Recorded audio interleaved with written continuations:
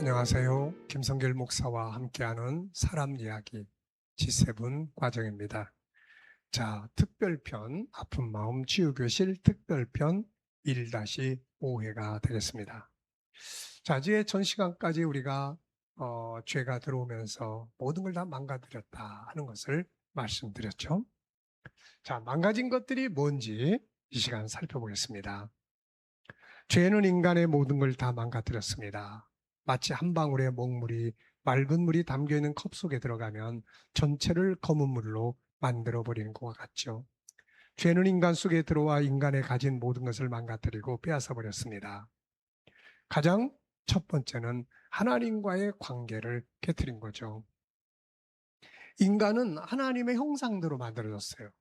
그래서 인간은 하나님과 함께 살도록 창조가 되어 있습니다. 그래서 인간을 종교적 존재라고 이야기를 하는 거죠.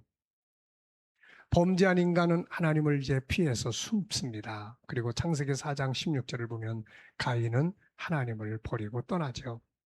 이제 하나님과 사람은 함께 살 수 없었고 심판의 대상이 되어버렸습니다. 그분의 형상대로 만들어진 인간에게 그분과의 관계 단절은 생명의 단절을 의미합니다. 이것을 영적으로 죽었다 이렇게 표현을 하는 거죠. 에베소 4장 18절에 보면 그들의 총명이 어두워져 있고 그들 가운데 있는 무지함과 그들의 마음이 굳어짐으로 하나님의 생명에서 떠나 있도다. 이게 가장 큰 문제였어요. 어린아이가, 아기가 부모와 떨어져 부모와 헤어진 거죠. 예. 두 번째는 삶의 고통과 괴로움이 오기 시작을 했습니다.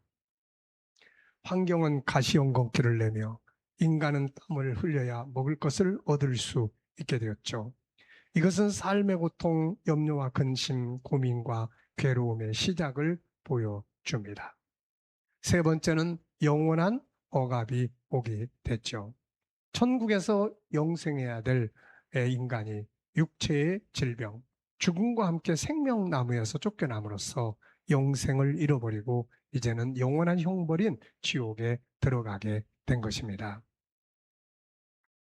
네 번째는 파괴된 창조의 질서. 하나님이 인간의 행복을 위해서 만들어주신 창조의 질서는 파괴되었고 인간이 만든 새로운 질서, 인본주의, 물질제일주의와 약육강식에 의해서 지배되는 인본주의가 시작이 됩니다. 이때부터 인간의 가치는 물질과 힘에 의해서 평가되기 시작했고 힘이 없는 자들은 힘 있는 자들에게 종이 되고 노예가 되는 억압이 시작이 된 것입니다. 억압은 인간을 고통과 절망으로 몰아넣었죠. 그리고 이제 우리 안에 살게 된 우리 안에 하나님이 담아놓으신 세상을 다스리고 살아가게 만드신 바로 이 우리 안에 5가지 성품, 하나님을 닮은 속성, 이 성품이 이제 망가지게 된 겁니다.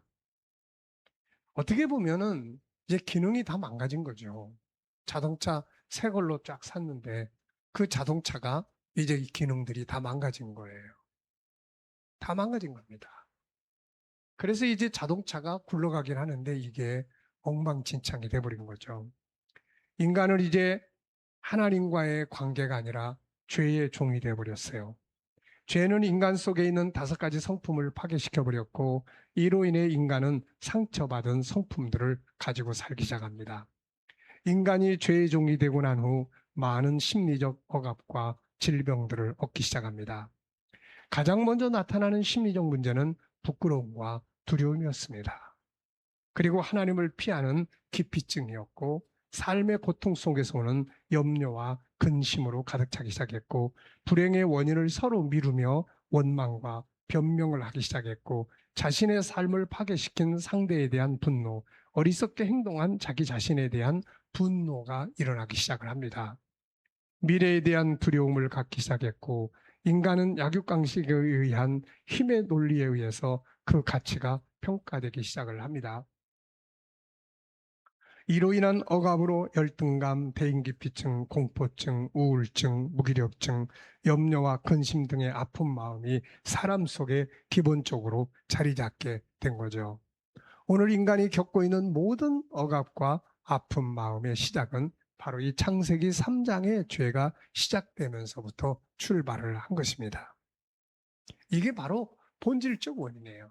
그러니까 우리가 이 심리 질병, 아픈 마음을 다루기 위해서는 이 처음 출발점, 본질적으로 원인이 뭔가에 대해서 먼저 이해를 해야 합니다. 자, 그리고 이제 두 번째는 바로 현실적인 억압의 이유들이 쭉 있죠. 창세기 3장에서 시작된 억압과 아픈 마음의 역사는 평생을 통해 성장하고 계속됩니다. 살아가는 동안 자유를 얻고 치료받는 인생을 살기보다는 대부분의 많은 사람들은 억압과 상처받는 인생을 살기 시작한단 말이죠. 이 상처들이 커져서 일생을 고통스럽게 하는 많은 아픈 마음을 만들고 있습니다. 그러니까 사람이 태어날 때부터 사람 속에는 이 심리 질병의 씨앗이 담겨져서 오는 거예요.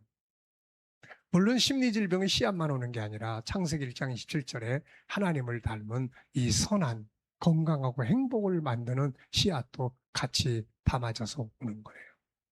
이제 중요한 것은 이 두 개의 씨앗 중에 어느 씨앗에다가 물을 주고 거름을 주고 키우느냐에 달려 있는 거예요.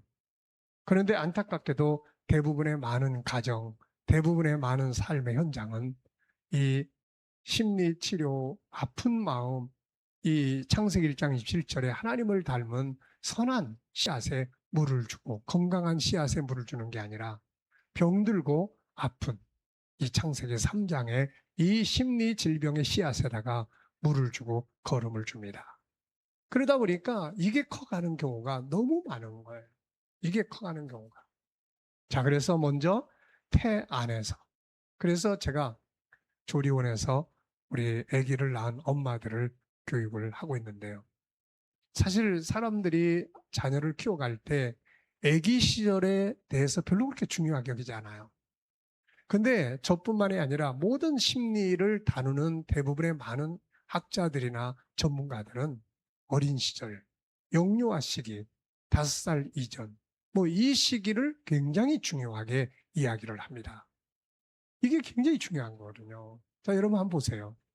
만약에 엄마 아빠가 아기를 낳고 아기를 키우는데 그 아기한테 계속해서 사투리로 이야기를 한다면 아기는 아무 말도 안 하고 안 듣는 것 같은데 나중에 말을 시작하면 뭘로 이야기할까요?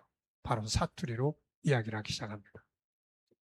그리고 이 아기 때 듣고 배웠던 사투리는 없어지지 않습니다. 사람이 가장 기억력이 좋은 시기도 바로 영유아 시기죠. 그래서 3살 버릇이 여든 간다는 말도 그런 의미라고 생각을 해요. 이때의 기억, 이건 본능적 기억이에요, 이게. 그래서 우리가 이 영유아 시기, 태안에 있을 때 정말 중요한 시기예요. 현대 과학과 의학은 아기가 태안에 잉태되었을 때 바깥 세상과의 상관관계를 잘 알려줍니다. 원치 않는 임신이나 원하는 임신이라도 부모가 생명의 존중함을 알지 못하거나 때로는 부부간의 끊임없는 갈등이나 삶의 환경으로 인한 엄마의 스트레스로 인한 고통 등은 그대로 태아에게 전달되어 두려움도 키우고 엄마 아빠에 대한 분노도 키우고 우울함도 키우고 대인 기피도 키우고 세상에 대한 부정적 인식 등을 키우기 시작을 하고 이런 것들이 다양한 심리 질병의 원인으로 성장을 하는 거예요. 그러므로 이 같은 원리를 바로 알고 우리가 자녀를 가졌을 때 치유의 기능을 가질 수 있는 엄마, 아버지가 돼야 되는 거죠. 생명의 잉태를 환영하고 감사하고 격려하고 사랑하고 하나님으로부터 시작된 생명의 잉태를 축하하고 그 정체성을 일깨워주고 아름답고 좋은 정보들을 제공해주고 엄마 아빠가 서로 사랑하고 배려하며 화평하고 건강하고 세상 사는 것, 직업, 삶에 대해서 긍정적인 가치를 말하고 살아야 하는 거죠. 이런 것들은 태아를 창세기 1장 27절 건강하고 행복한 이 씨앗에다가 자꾸 물을 주는 것이 되는 거예요. 치유의 기능이 있는 거죠. 나중에 성장을 해 나갈 때 이런 본능들이 성장을 해서 건강한 심리를 만들어 갈 수가 있게 되는 것입니다. 자, 이 시간은 현실적인 억압의 역사 중에서 태안에서 아이가 받는 영향에 대해서 살펴봤습니다. 자, 다음 시간 또 이어서 계속 진행을 하도록 하겠습니다. 이 시간 여기까지 하고 마치겠습니다. 감사합니다.